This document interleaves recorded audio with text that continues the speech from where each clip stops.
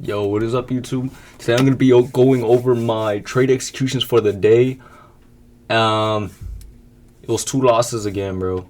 Or I don't know. Yesterday I didn't take a loss. I actually made like 150 bucks yesterday, but today called it quits again. You guys already know if you've been watching me. I only got 3 subscribers on this bitch, bro. I don't think anyone's been watching me. Nevertheless, this is my journal, and I'm gonna fucking do it.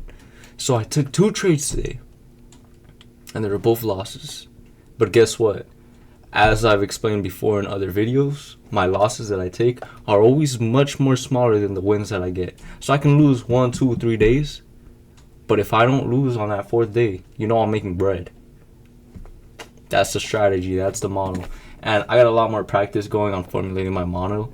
It's just it's gonna take me more time because I formulate my model over the live markets rather than the fucking back testing. That shit's gay, to be honest. But yeah, let me get it right. What the?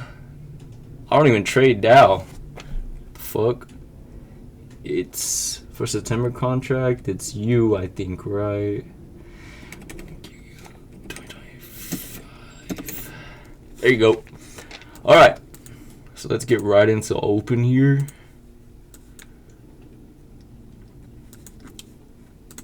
Let's see, 9:30 a.m. open, 23rd. All right, so this is the 1-minute chart, and I mean it's pretty straightforward here.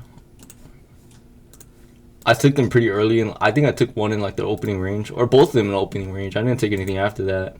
It's kind of stupid. I think I should be waiting a little more for the 10 a.m. macro or the silver bullet, but I'm just doing me right now, kind of trying to figure out what this market is doing. You can kind of tell the market profile is changing a bit. Like, for example, yesterday's market, right? So let me show you the difference between these two markets. So you see this, let me just turn out this chart. So this is open right here, right?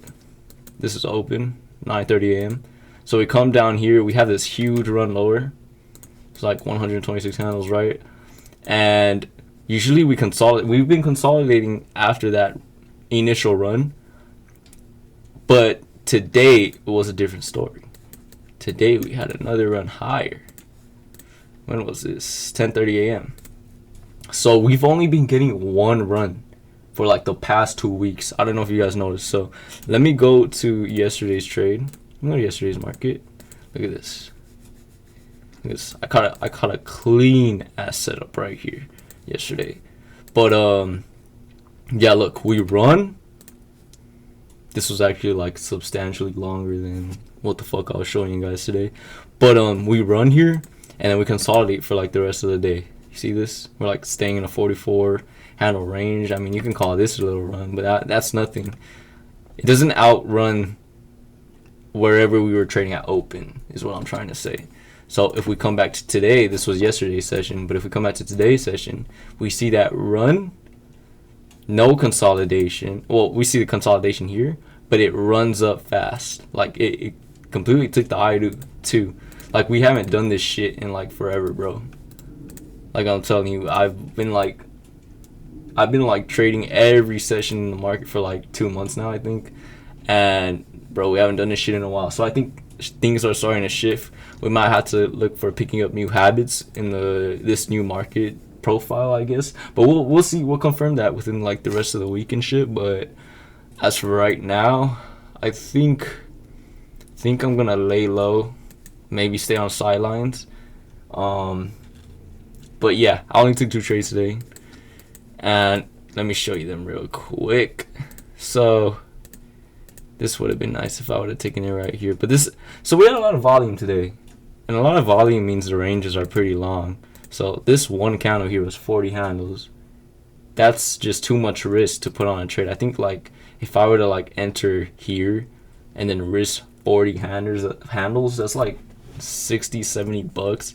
I like to keep my risk minimum, bro. Like I think my risk, like my max risk is like 20 handles max, bro. Because 20 handles is like 30 bucks, 40 bucks, I think, at the most. But I'm not risking 80 on a fucking trade, bro. Like, that's just not me, bro. But yeah, so I got in here short.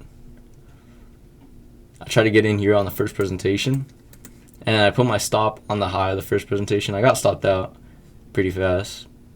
Wait, was it on the high? What the fuck? Yeah, I got stopped out. It wicked me out.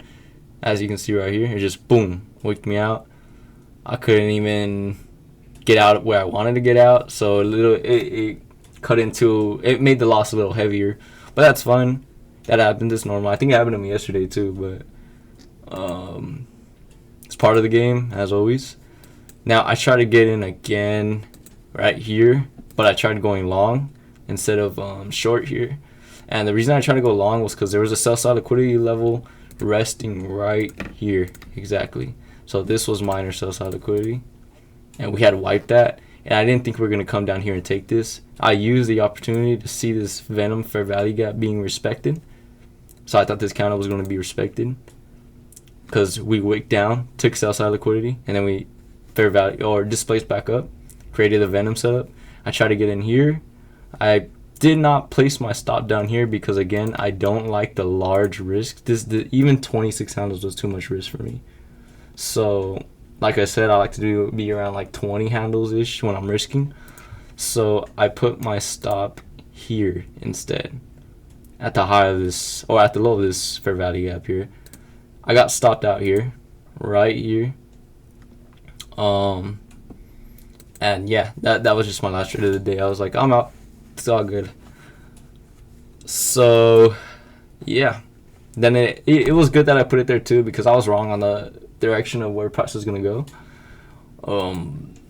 You can see right here that like a second later, like 5 minutes later, comes down. Would have stopped me out if I would have placed my stop here, because when you do a Venom setup, you want to place your stop here.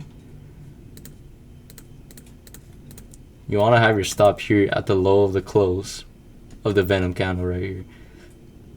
But as I said, I didn't like the risk, so I had it here, which was good because it ended up stopping me out. Technically, when I see price displaced like this after I entered a trade, so I got in here. After it displaced here, I didn't want to see it come back down, so I should have moved my stop to break even. But I wanted to give price a little room to come back into the Venom and then fly back up. But yeah, I was wrong on that. So yeah, those were my two trades that I took. Pretty ass trades. Like I just couldn't tell what price was doing until later on. I figured out, oh, we're in high resistance liquidity, and I got the key levels. These key levels are this is just a fair value gap in a fib formation from the 1-day chart. But yeah, once I got the clearer picture here, I saw this 3 drives pattern. So we have one low, second low, and a third swing low here. And I didn't do this after I seen this shit. I like literally was doing it as the market was trading here, and I was like, okay. I was like, is this the third low? And I was like, oh no, this is the third low. We could be a buyer here, or a buyer, you know, somewhere over here. We could be a buyer, you know, could be a buyer on this Venom, but it would have wicked us out here. But still, I figured this was gonna be the low because it was a third drive. So 1, 2, 3, and boom, we have this fucking monster of a fucking move. Fly the fuck up and take buy side liquidity. Now we still got this level and this level to take, so this is what I'm going to be looking for tomorrow. We are in a buy program in my opinion, so if I take us to the 1-day chart, damn bro, the 1-day chart,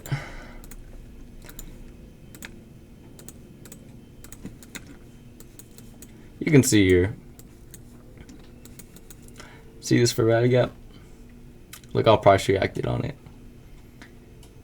This difference is the fair value gap. Price just shot up like crazy from here. So it reacted, filled in the fair value gap, and moved up. So we're still holding strong on this buy program here. And yeah, I have a range where I believe price can trade to, which is here. So it's a Fibonacci retracement. It's negative 0.25. You get this. I got this from one of the mentorships. ICT mentioned that when we're going for all-time highs, this Fibonacci retracement level, or this Fibonacci target measurement, is pretty accurate in defining how far price can go when we're at all-time highs. So I have it traced down here, and this is the target that it's showing me. So that's where I give it a little room to peak, and then I'll start looking to short. But for now, I think we're just gonna continue to fly through all this shit.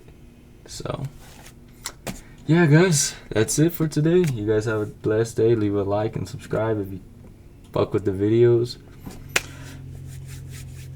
And yeah, you guys have a good one.